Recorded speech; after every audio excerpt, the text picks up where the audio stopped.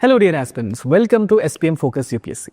आज के 12 सितंबर के एपिसोड में हम कुछ important current affairs topics discuss करेंगे जो आपके स्क्रीन पे दिए गए हैं। चलिए शुरू करते हैं पहले टॉपिक से। Parliament of the world's religions in Chicago 1893। सबसे पहले थोड़ा बैकग्राउंड समझते हैं। 19th सेंचुरी के एंड तक वेस्ट दुनिया को पॉलिटिकली, इकोनॉमिकली और इंटेलेक्चुअली डोमिनेट कर रहा था। उस वक्त वेस्टर्न इंटेलेक्चुअल्स सेक्युलर ह्यूमनिज्म और डार्विनिज्म जैसे आइडियाज़ को प्रमोट कर रहे थे, जबकि इंडियन फिलॉसफी को वो एक डॉगमेटिक चीज़ समझते थे। इसी बैकड्रॉप में 1893 में हुआ parliament of the world's religions, जो पहली बार इंटरफेथ डिस्कशंस के लिए ऑर्गेनाइज किया गया था। आज तक total 6 modern international parliaments host किए जा चुके हैं। इस पार्लियामेंट में क्रिश्चियनिटी, जूडाइज्म, हिंदुइज्म, बुद्धिज्म, इस्लाम और जैनिज्म, कन्फ्यूशियनिज्म और कई ट्रेडिशंस के डेलीगेट्स शामिल हुए थे। हिंदुइज्म को यहाँ रिप्रेजेंट किया था स्वामी विवेकानंदा ने, और 11 सितंबर 1893 को उन्होंने सबसे पहला एड्रेस दिया था। उनके स्पीच का सबसे यादगार हिस्सा था उनकी शुरुआत। जैसे ही उन्होंने कहा sisters and brothers of America, तुरंत पूरे हॉल में स्टैंडिंग ओवेशन हुआ था। अपने स्पीच में उन्होंने यूनिवर्सल रिलीजन की बात की, टॉलरेंस और एक्सेप्टेंस फॉर ऑल फेथ्स को एम्फेसाइज किया। उन्होंने वेदांता की कोर मैसेज को समझाया, that is unity of existence, यानी तत्वम असि और सर्वम खलविदम ब्रह्म।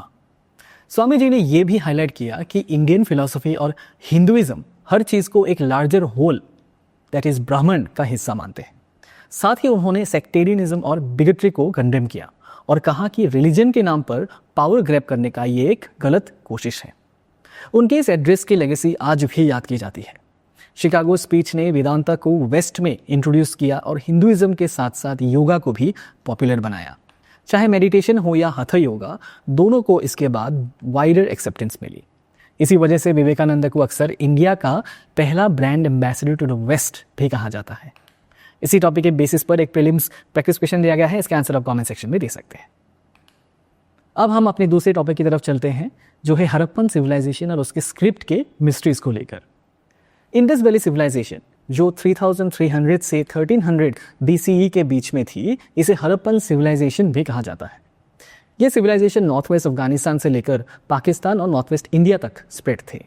इस पीरियड में लोगों ने standardized weights and measures, seal carvings और metallurgy using copper, bronze, lead और टिन जैसे इनोवेशंस किए थे।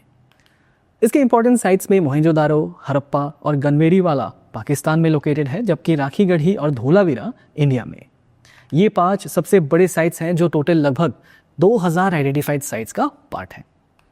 इन साइट्स की डिस्कवरी की कहानी भी काफ़ी इंटरेस्टिंग है। 1921-22 में दयाराम सहनी ने हड़प्पा एक्सकवेट किया और उन्हें सील्स, पेंटेड पॉटरी और बीड्स मिले वहाँ से। 1922 में रखलदास बैनर्जी ने मोहनजोदारो की एक्सकवेशन स्टार्ट की, जहाँ से उन्हें सील्स, पॉटरी, कॉपर प्रोडक्ट्स और क्रूसिबल्स मिले। वहीं 1924 में आर्कियोलॉजिकल सर्वे ऑफ इंडिया के तब के डायरेक्टर जनरल जॉन मार्शल ने द इलस्ट्रेटेड लंदन न्यूज़ में एक आर्टिकल लिखकर दुनिया को अनाउंस कर दिया कि एक नए सिविलाइजेशन की डिस्कवरी हुई है, जिसे उन्होंने civilisation of the Indus valley कहा। यह डिस्कवरी 2 तरीकों से बहुत सिग्निफिकेंट था। पहले, इसने एक हिस्टोरिकल गैप फिल कर दिया। हिस्टोरियन विंसेंट स्मिथ का कहना था कि इंडिया ने स्टोन एज से सीधा बुद्धिस्ट ऊपर तक जंप किया है, लेकिन हड़प्पन सिविलाइजेशन की डिस्कवरी ने इस गैप को भी ब्रिज कर दिया है। दूसरा, इस डिस्कवरी ने इंडिया को उन एंशिएंट सिविलाइजेशंस के साथ प्लेस कर दिया जो पहले से ही एशिया में नोन थे, जैसे इजिप्शियन सिविलाइजेशन और मेसोपोटामियन सिविलाइजेशन। इस डिस्कवरी ने बहुत कुछ समझाया हमें, लेकिन अभी भी कई मिस्ट्रीज बाकी हैं। हड़प्पन सिविलाइजेशन के डिक्लाइन का कॉज अभी तक क्लियर नहीं हुआ है। स्कॉलर्स अलग अलग थियोरीज देते हैं, जैसे कि एनवायरमेंटल चेंजेस, आर्यन इन्वेजन, लेकिन अभी तक कंक्लूसिव प्रूफ नहीं मिल पाया है। इस डिस्कवरी में एक और पजल है हड़प्पन सिविलाइजेशन के connection with the मेसोपोटामियंस and Egyptians, और सबसे बड़ी चैलेंज है उनका अनडिसाइफर्ड स्क्रिप्ट। पिछले 100 सालों से रिसर्चर्स दुनिया भर में इस स्क्रिप्ट को डिकोड करने की कोशिश कर रहे हैं, लेकिन अभी तक फाइनल इंटरप्रिटेशन सामने नहीं आया है। इसी कॉन्टेक्स्ट में एक करंट न्यूज़ है। न्यू दिल्ली में scholars from across the world एक कॉन्फ्रेंस के लिए गैदर हो रहे हैं, जिसे union ministry of culture host कर रही है। यहाँ पर वो अपने हड़प्पन स्क्रिप्ट पर किए गए वर्क्स प्रेजेंट करेंगे। इसी टॉपिक के बेसिस पर एक प्रीलिम्स प्रैक्टिस क्वेश्चन दिया गया है, इसका आंसर आप कमेंट सेक्शन में दे सकते हैं। अब अंत में चलते हैं अपने तीसरे और फाइनल टॉपिक की तरफ, जो है मार्स पर लाइफ की पॉसिबिलिटी और नासा के परसिवरेंस मिशन की फाइंडिंग्स। परसिवरेंस एक मार्स रोवर मिशन है जो जुलाई 2020 में लॉन्च हुआ था और फरवरी 2021 में मार्स पर लैंड किया।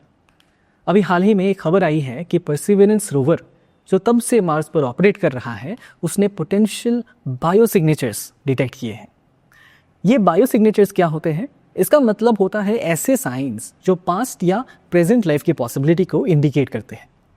अपने इंस्ट्रूमेंट्स के थ्रू रोवर ने मार्स के सरफेस पर ऑर्गेनिक कार्बन कंपाउंड्स डिटेक्ट किए हैं। इन कंपाउंड्स को बिल्डिंग ब्लॉक्स ऑफ लाइफ भी माना जाता है। लेकिन यहाँ एक इंपॉर्टेंट चीज़ समझना ज़रूरी है। ऑर्गेनिक कंपाउंड्स का detection direct evidence of life नहीं होता। ये नॉन बायोलॉजिकल प्रोसेसेस से भी बन सकते हैं, जैसे केमिकल रिएक्शंस या मीटियर इम्पैक्ट्स। इसीलिए इस टॉपिक पर आगे और स्टडीज़ रिक्वायर्ड हैं। परसिवरेंस रोवर के द्वारा कलेक्ट किए गए सैंपल्स को एक फ्यूचर मिशन में अर्थ पर लाया जाएगा, जहां इनका डिटेल एनालिसिस किया जाएगा। तभी ये क्लियर हो पाएगा कि ये ऑर्गेनिक्स बायोलॉजिकल ऑरिजिन के हैं या नहीं। इसी टॉपिक के बेसिस पर एक प्रीलिम्स प्रैक्टिस क्वेश्चन दिया गया है, इसके आंसर आप कमेंट सेक्शन में देख सकते हैं। तो डियर एस्पिरेंट्स, ये थे आज के इंपॉर्टेंट करंट अफेयर्स। मिलते हैं कल एक नए एपिसोड में। Till then this is focus UPSC signing off. जय हिंद।